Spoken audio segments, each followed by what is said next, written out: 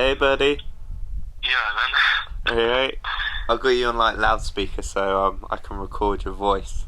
If that's Alright, alright. that's fine. I was just gonna ask you, what do you remember about growing up in Watford? You know. Uh, Not a lot, to be fair. Like, playing football, just, you know, uh, I remember going swimming. Hmm.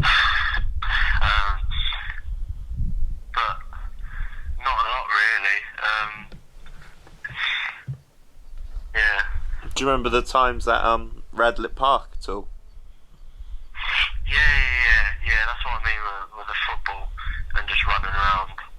Just like, just because as a kid, like, you just want space to run around. You don't give a Yeah. shit where it is.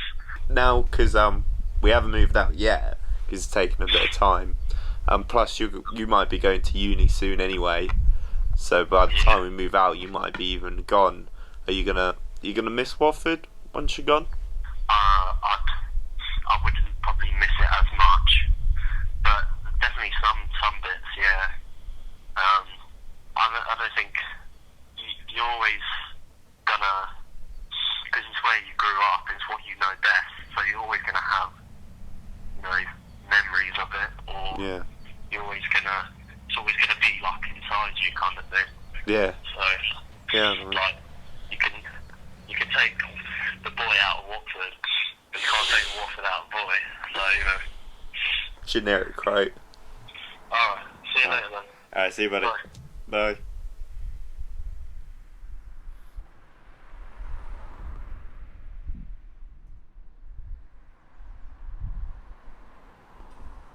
Yeah, I can talk from there. Is that okay? Do you mind moving in? That's okay.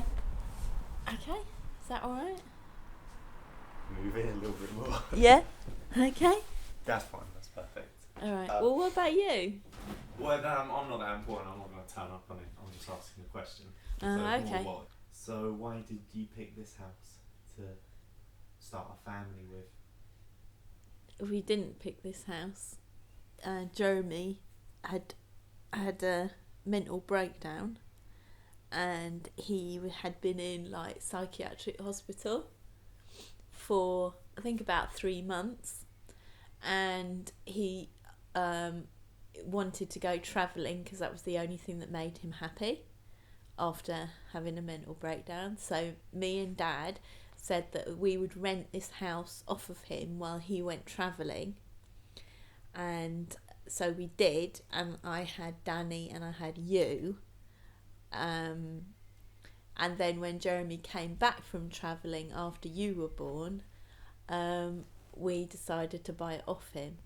The house has never been in a good state because when we took it off, when we started to rent it off Jeremy, there was things needed doing to it, and we sort of kind of did them, but we never did them properly, and that drives Dad up the wall. Wherever your home is, as long as there's love there, you could have a really good time, and we've had some really funny times in this house, all together. You don't have to have a palace to actually, have a really loving family. You don't have to have a huge garden. You can make do with what you have and be a really close family and hate each other's guts at times. Will you miss the house if the move goes forward? Because it's not Yeah, certain yet. not certain yet, no. Oh, you're definitely. Yeah. We're definitely. We've moving, definitely got to definitely- move. We've got to yeah. move out on the 4th of March because So that's... skip.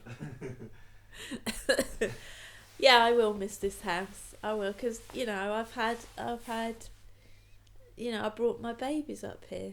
I brought my children up here, so I will miss it. Yeah, and I like living in a terrace house. I like the fact that I can hear the people next door arguing, or the little when there was a little old man living next door. I loved it when I could hear him sneeze and cough, and I like the fact I can hear the sirens at the top of the road.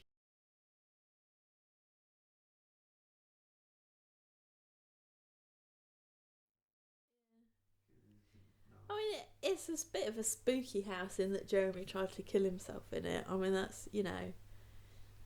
And there was a mum at school who knew a man who had been born here. He lived a couple of doors up. Do you remember Willow's mum? Yeah. She knew that a couple who lived further up the terrace, and the husband of the couple had actually been born in number 43. So that kind of, you know, it's got a real long history to it because it's well over 100 years old, this terrace. You know, you think of all the people who have been born here, and all probably people have died, and then Jeremy trying to die but being unsuccessful. You know, it's probably, you know, these walls, these knackered old walls, have probably seen an awful lot of crazy family life. And it survived 2 world wars as well, which is amazing. When you were first born, I mean, it was a bit like Train Spotting because Danny had a cot, but he wouldn't go in the cot.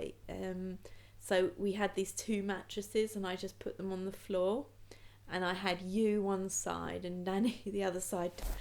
Excuse me. Dad was out of work, and it was just easier me sleeping on these mattresses with you. And it's terrible. It must have looked awful.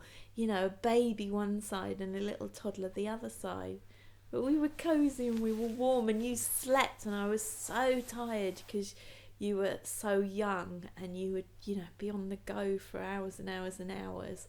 And I just needed to sleep when you slept. So it was the easiest thing, us just bundling on these 2 mattresses. But then when Dad went to see Train Spotting with Jeremy, and I remember he came in that evening and he put his head round the door getting ready for work, and he put his head round the door and said, right, that mattress is going, we're getting bunk beds for the boys, like this. And we did.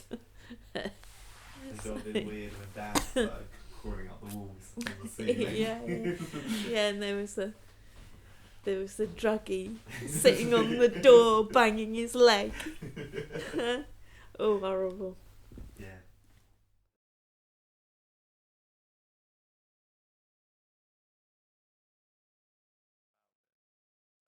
That's fine. Yeah, so okay, right, so you're going to start filming. Are you filming?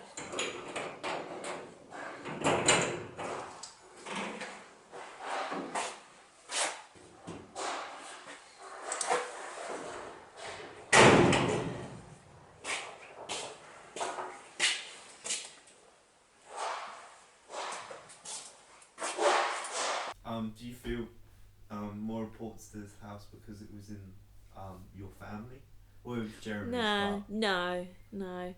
I wanted to help Jeremy out because it was horrible him having a mental breakdown. That was awful. You know, it shouldn't have got that bad. And maybe I've probably felt a bit guilty because I'd let it get that bad. I guess I must have wanted to help him out, which is why we took this house on. But no, no.